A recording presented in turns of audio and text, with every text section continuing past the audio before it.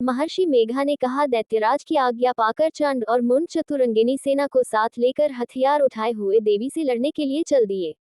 हिमालय पर्वत पर पहुंचकर उन्होंने मुस्कुराती हुई देवी जो सिंह पर बैठी हुई थी देखा।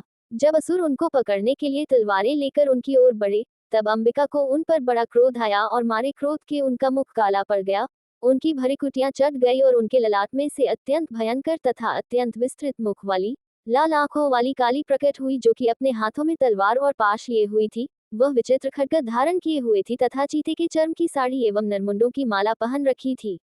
उसका मांस सूखा हुआ था और शरीर केवल हड्डियों का ढांचा था, और जो भयंकर शब्द से दिशाओं को पूर्ण कर रही थी, वह असुर सेना पर टूट पड़ी और दैत्यों को भक्षण करने लगी। वह पेशवर रक्षकों, अंकुशधारी महावतों, हाथियों पर सवार योद्धाओं और घंटा सहित हाथियों को एक हाथ से पकड़ पकड़ कर अपने मुंह में डालती जा रही थी, और इसी प्रकार वह घोड़ों, रथों, सारथियों व रथों में बैठे हुए सैनिकों को मुंह में डालकर भयानक रूप से चबा रही थी।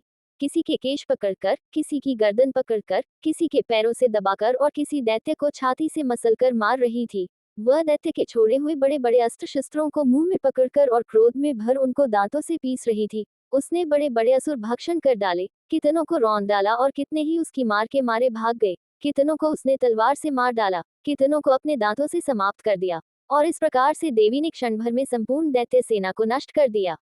ये देख महापराक्रमी चंड काली देवी की ओर लपका और मुंड ने भी देवी पर अपने भयानक बाणों की वर्षा आरंभ कर दी और अपने हजारों चक्र उस पर छोड़े। उस समय वह चमकते हुए बाण व चक्र देवी के मुख में प्रविष्ट हुए इस प्रकार देख रहे थे, जैसे मानो बहुत से सूर्य मेघों की घंटा में प्रविष्ट हो रहे हो। इसके पश्चात भयंकर शब्द के साथ काली ने अत्यंत जोश में भरकर विकट अट्टहास किया। उसका भयंकर मुख देखा नहीं जाता था, उसके मुख में श्वेत दांतों की पंक्ति चमक रही थी। फिर उसने तलवार हाथ में लेकर हूं शब्द कहकर चंड के ऊपर आक्रमण किया और उसके केश पकड़कर उसका सिर काटकर अलग कर दिया। चंड को मरा हुआ देखकर मुंड देवी की ओर लपका, परंतु देवी ने क्रोध में भरे उसे भी अपनी तलवार से यमलोक पहुंचा दिया। चंड और मुंड को मरा हुआ देखकर उसकी बाकी बची हुई सेना वहां से भाग गई। इसके पश्चात काली चंड और मुंड के कटे हुए सिरों को लेकर चंडिका के पास गई और प्रचंड अट्टहास के साथ कहने लगी, हे देवी, चंड और मुंड को मारकर तुम्हें भेंट कर दिया है, अब शुंभ और निशुंभ का तुमको स्वयं वध करना है। महर्षि मेघा ने कहा, वहां लाए हुए चंड और मुंड के सिरों को देखकर कल्याणमयी चंडी ने काली से मधुर वाणी में कहा, हे देवी, तुम चून की चंड और मुंड को मेरे पास लेकर आई हो, अतः संसार में चामुंडा के नाम से तुम्हारी ख्याति होगी।